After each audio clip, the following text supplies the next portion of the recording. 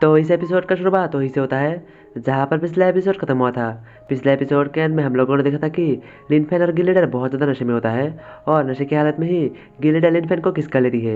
वहीं पर लिनफेन भी खुद को कंट्रोल नहीं कर पाता और वो भी गिलिडर को किस कर लेती है, लेकिन लिनफेन यहीं पे नहीं रुकता और वो आगे बढ़ के गिलिडर के गर्दन को भी चूमने लग जाता है और यहीं पर सीन शिफ्ट हो जाता है। और अगला सीन दूसरे दिन सुबह सुबह लिनफेन से होता है, जो कि बिस्तर में नींद से उठता है और वो अकेले ही लेटा हुआ रहता है। वो अपने सिर को पकड़ते हुए कहता है, अरे यार बहुत ज़्यादा दुख रहा है। और वो फ्रेश होकर तैयार होकर किचन की ओर चला जाता है, जहाँ पर जाकर वो देखता है कि गिलिडर वहाँ पर पहले से ही मौजूद है और वहाँ पर कॉफ़ी पी रही है। जो देखकर लिनफेन गिलिडर से कहता है, गुड मॉर्निंग गिलिडर। और तभी लिनफेन का नज़र डाइनिंग टेबल के ऊपर रखा हुआ खाने पर पड़ता है, जिसे देखते हुए लिनफेन हैरान होते हुए कहता है, गिलिडर क्या फिर से जुआन हुआ ने मेरे लिए खाना बनाया है। ये सुनकर गिलिडर लिनफेन की ओर ना देखते हुए ही कहती है, नहीं ये जुआन हुआ ने नहीं बनाया, मैं आज बहुत सुबह उठ गई थी इसीलिए मैंने सोचा कि कुछ खाना ही बना लो, मैंने कुछ ट्राई किया है। गिलिडर की बात सुनकर लिनफेन भी थोड़ा हैरान होता है और वो डाइनिंग टेबल के पास बैठते हुए गिलिडर से कहता है, अरे वाह यार गिलिडर, आपको खाना भी बनाना आता है, मैंने सोचा नहीं था कि आपको खाना बनाना आता होगा, वैसे खाने के लिए शुक्रिया। और ये कहते हुए लिनफेन टेबल पर बैठकर खाने की एक निवाले को खाता है। उसे खाते ही लिनफेन का मूड खराब हो जाता है क्योंकि खाने का टेस्ट बहुत खराब होता है, जिसके कारण लिनफेन को लगभग उल्टी ही आने वाला रहता है और वो किसी तरह से खुद को संभाल लेता है। वहीं पर गिलिडर लिनफेन को खाना खाते हुए देखकर उससे पूछती है, ये कैसा है। ये सुनकर लिनफेन मनी मन सोचता है, खाना तो बहुत घटिया बना है, ये बिल्कुल भी स्वादिष्ट नहीं है। लेकिन वो गिलिडर के मुंह पे तो ये सब नहीं बोल सकता, इसीलिए वो गिलिडर से कहता है, गिलिडर आप तो बहुत अच्छे खाना बनाते हो, ये खाना बहुत स्वादिष्ट है। ओ हाँ गिलिडर, आपसे कुछ और भी कहना था।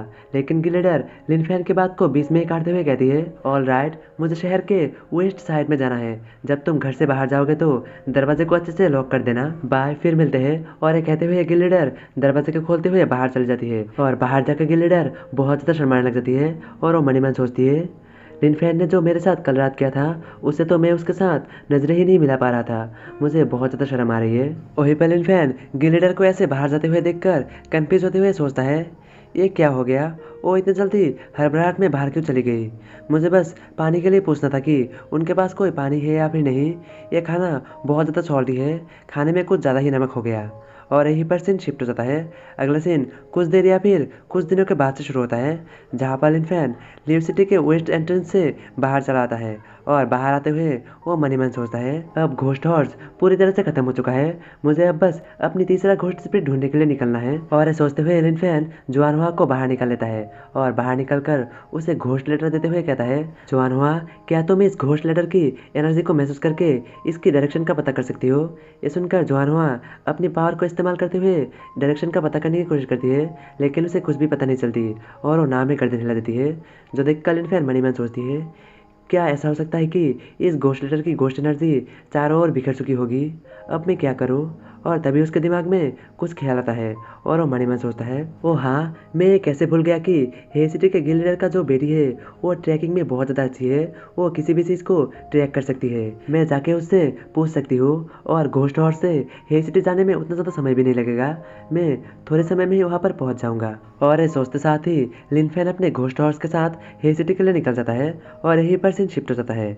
अगला सीन हे सिटी के घोस्ट मास्टर इवेंट से शुरू होता है, जहाँ पर लिनफेन गिलिडर और उनकी दोनों बेटियां एक साथ बैठी हुई रहती है। वहीं पर लिनफेन गिलिडर से कहता है, गिलिडर मैं यहाँ पर आपसे एक रिक्वेस्ट करने के लिए आया हूँ। ये सुनकर गिलिडर भी कहता है, हाँ हाँ तुम कोई भी रिक्वेस्ट करो, हमारे पास हर समय तुम्हारे लिए टाइम है, अगर हमारे बस में रहेगा तो हम तुम्हारी कोई भी मदद करने के लिए तैयार है।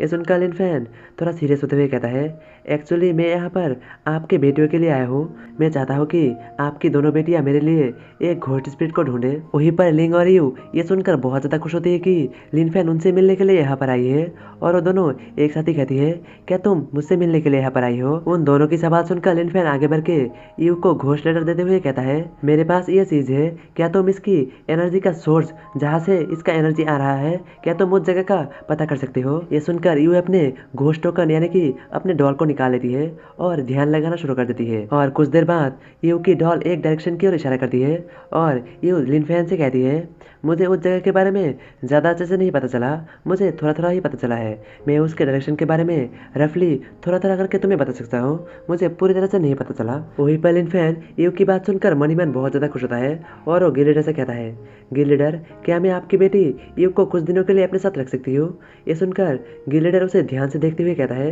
क्या तुम्हें मेरी बेटी चाहिए, वो भी कुछ दिनों के लिए? ये सुनकर लिनफेन जल्दी जल्दी कहता है, नहीं नहीं, आप मुझे गलत मत समझिए, मैं बस ये कहना चाहता हूँ कि आपकी बेटी मेरे साथ आकर उस घोस्ट स्पिरिट को ढूंढने में मेरी मदद करे और आपको चिंता करने की कोई ज़रूरत नहीं, मैं हमेशा ही आपकी बेटी को प्रोटेक्ट करूँगा। ये सुनकर गिल लीडर मन ही मन सोचता है, बात ऐसी नहीं है, बात यह है कि मैं अपनी बेटी को एक लड़के के साथ भेजूँ, ये क्या अच्छा रहेगा, वो भी कुछ दिनों के लिए, अब मैं क्या करूँ? और वो लिनफेन से कहता है, मैं ये कैसे डिसाइड कर सकता हूँ कि मेरी बेटी तुम्हारे साथ जाएगा या फिर नहीं, ये तो मेरी बेटियों के ऊपर है। ये सुनकर ये जल्दी से कहती है, मुझे तो जाना है, मैं रेडी हूँ। और डैड, आपने ही तो कहा था अगर कोई हमारी मदद करे तो हमें भी बदले में उनका मदद करना चाहिए। लिनफेन ने भी तो कुछ समय पहले हमारी मदद की थी, हमारी जान बचाई थी, तो फिर क्या हमें भी उनकी मदद नहीं करनी चाहिए? वहीं पर लिंग भी ईव की हाथ पकड़ते हुए कहती है, मुझे भी तुम लोगों के साथ जाना है, मैं भी तो लोकेशन को ट्रैक कर सकता हूँ और स्पेशली मैं किसी भी एक चीज़ों को तुमसे ज़्यादा और अच्छे तरह से ट्रैक कर सकता हूँ।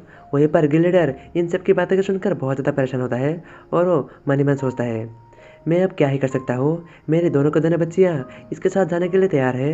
अब ये दोनों बिल्कुल भी छोटी नहीं रही, ये अपनी फैसला खुद ले सकती है, ये अब बड़ी हो चुकी है। और गिल लीडर हार मानते हुए कहता है, हाँ ठीक है, तुम इन्हें ले जा सकते हो। और इसके बाद लिनफेन घोस्ट मास्टर यूनियन से बाहर निकल आता है और उसे बाहर छोड़ने के लिए लिंग और यू भी आती है। और लिनफेन उन दोनों को बाय बाय करते हुए कहता है, तुम्हारा बहुत बहुत शुक्रिया जो कि तुम दोनों मेरे साथ आने के लिए तैयार हो गए, मैं तुम्हें कल यहाँ पर पिकअप करने के लिए आ जाऊँगा, तुम दोनों तैयार रहना, तो कल मिलते हैं। और ये कहकर लिनफेन वहाँ से बाहर निकलकर आ ही रहा रहता है कि तभी उसका टक्कर किसी से हो जाता है और वो उसे ध्यान से देखता है तो वो लीरू रहती है, जिसे देखकर लिनफेन बहुत ज़्यादा हैरान होता है और वो कहता है, लीरू तुम यहाँ पर? तो लीरू यहाँ पर क्यों आई है? क्या वो लिनफेन को फिर से शादी की प्रस्ताव देने के लिए आई है या फिर बात कुछ और है?